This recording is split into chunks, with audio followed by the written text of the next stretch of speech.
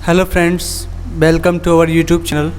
आज के इस वीडियो में हम UP triple S C PET का जो एग्ज़ाम सिलेबस है उसके बारे में एनालिसिस करेंगे। उससे पहले हम समझते हैं इसके बारे में कि जो एग्ज़ाम फॉर्म है पेट के वो कब से कब तक भरे जाएंगे। जो पीईटी के जो एग्ज़ाम फॉर्म है वो 25 मई से भरा जाना स्टार्ट हो चुका है और ये 21 जून तक भरे जाएंगे। इसीलिए मैं आपसे कहता हूं कि आप सभी लोग जल्दी से जल्दी अपने इस फॉर्म को फिल कर लीजिए।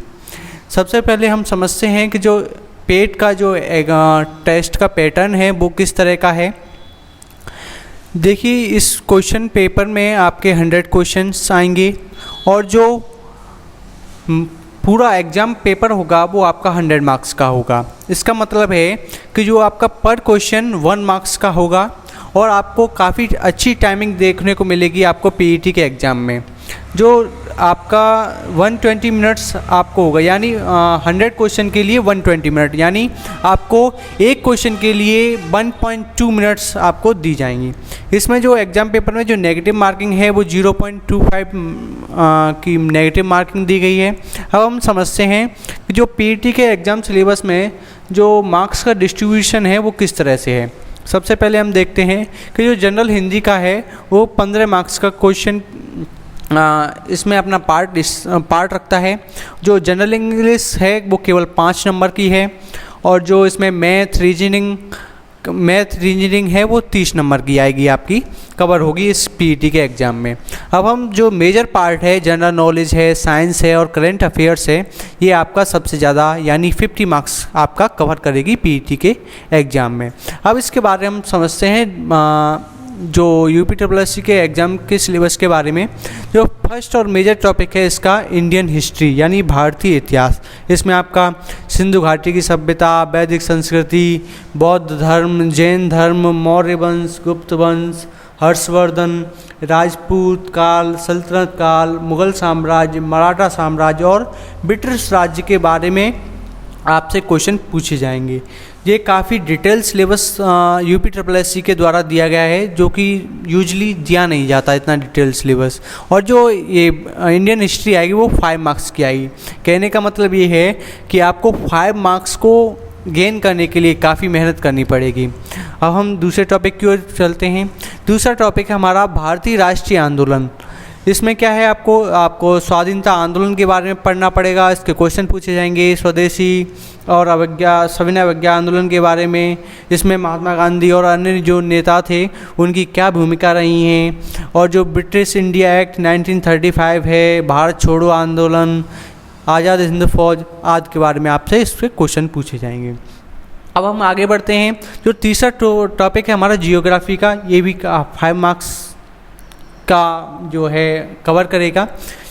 इसमें आपको जो भारत और विश्व की जो फिजिकल जियोग्राफी है उसके बारे में पूछा जाएगा, जैसे नदियों की घाटी, पर्वत, पहाड़ियों, वन, खनिज संसाधनों के बारे में पूछा जाएगा और टाइम जोन के बारे में पूछा जा सकता है। और इसका जो पॉलिटिकल जियोग्राफी है उसके बारे में भी पूछा जा सकता है। ये आपका 5 मार्क्स कवर करेगा पूरी के पीईटी के एग्ज़ाम में। अब फोर्थ जो टॉपिक है वो है हमारा इंडियन इकोनॉमी यानी भारतीय अर्थव्यवस्था। जो इसमें आपका जो 1947 से अब तक जितने भी आर्थिक सुधार हुए हैं या फिर जितने भी क्रांतियाँ हुई हैं, जैसे श्वेत क्रांति, हरित क्रांति, मत्स्य क्रांति, उन सब के बारे में, जैसे पंचवर्षीय योजना आयोग, उन सभी के बारे में आपसे क्वेश्चन पुटअप किए जा सकते हैं पीईटी के एग्ज़ाम पेपर में। जैसे इसमें एक जो जीएसटी है उसके बारे में भी क्वेश्चन पुटअप किए जा सकते हैं। जो इंडियन इकोनॉमी में जो ये टॉपिक दिए गए हैं इनका जो वेटेज होगा वो 5 मार्क्स का होगा। अब हम आगे बढ़ते हैं। अगला टॉपिक है हमारा भारतीय संविधान एवं लोक प्रशासन। इसमें आपको भारतीय संविधान के जो मौलिक अधिकार, कर्तव्य और इसकी जो मुख्य बातें हैं उनके बारे में आपसे क्वेश्चन पूछे जा सकते हैं। जैसे सर्वोच्च न्यायालय है, उच्च न्यायालय है, आपकी पंचायती राज संस्थाएं हैं, उनसे रिलेटेड जितने भी आपके सेक्शंस हैं, धाराएं हैं, उनके बारे में भी आपसे पूछा जा सकता है। अब हम आगे बढ़ते हैं। और जो जनरल साइंस यानी सामान्य विज्ञान है वो भी आपका 5 मार्क्स का है, जो कि 5 मार्क्स कवर कर रही है आपके पीईटी के एग्ज़ाम में। इसमें फिजिक्स, केमिस्ट्री और बायोलॉजी, जो कि यूजुअली 10th लेवल का होगा, ये आपका काफ़ी अच्छा होगा। आप अच्छे से तैयारी कीजिएगा यूपी पीईटी के एग्ज़ाम की।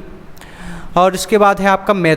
काफ़ी इसमें डिटेल में बताया गया है कि आपका क्या क्या आएगा। जो फ्रैक्शन है, प्रतिशतता है, और ये आपका अंकगणितीय समीकरण है सिंपल वाले, वर्ग एवं वर्गमूल है, घातांक एवं घात, औसत, ये आपके जो पीईटी का एग्ज़ाम है उसमें आपके इन टॉपिक से रिलेटेड क्वेश्चन कवर किए जाएंगे।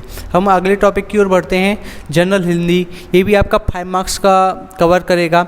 इसमें आपका संधि, विलोम शब्द, पर्यायवाची, वाक्यांश के लिए एक शब्द, लिंग, भिन्नार्थक शब्द, मुहावरे, लोकोक्तियाँ, लेखक और रचनाओं के बारे में आपसे पीईटी के एग्ज़ाम पेपर में पूछा जा सकता है। अब हम आगे बढ़ते हैं। जो हमारा 9th टॉपिक है जो इंग्लिश का है, इसमें आपका इंग्लिश से ग्रामर से रिलेटेड क्वेश्चन पूछे जा सकते हैं। जैसे आपका एक्टिव पैसिव वॉइस हैं, इनडायरेक्ट और इनडायरेक्ट स्पीचेज हैं, और इसमें से जो अनसीन पैसेज भी आएंगे आपके, वो इसका जो टोटल वेटेज होगा वो आपका 5 मार्क्स का हुआ। चलो अब हम आगे बढ़ते हैं। अगला टॉपिक है हमारा रीजनिंग का।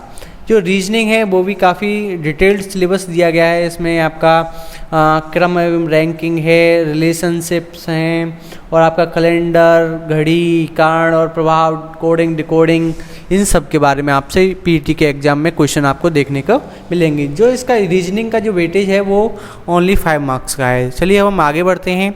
जो हमारा 11th टॉपिक है करंट अफेयर्स, ये काफ़ी ज़्यादा वेटेज रखता है 10 मार्क्स का। इसीलिए मैं आपसे सबसे कहता हूँ कि जो पीईटी के एग्ज़ाम में जो सबसे ज़्यादा मायने रखता है वो है करंट अफेयर्स, क्योंकि इसमें कुछ नहीं पता कहाँ से क्वेश्चन आ जाएगा। इसीलिए आप अभी से तैयारी करना स्टार्ट कर दीजिए, करंट अफेयर्स की न्यूज़पेपर पढ़ना स्टार्ट कर दीजिए, और काफ़ी अच्छा रहेगा अगर आप करंट अफेयर्स को काफ़ी अच्छे से मजबूत करें।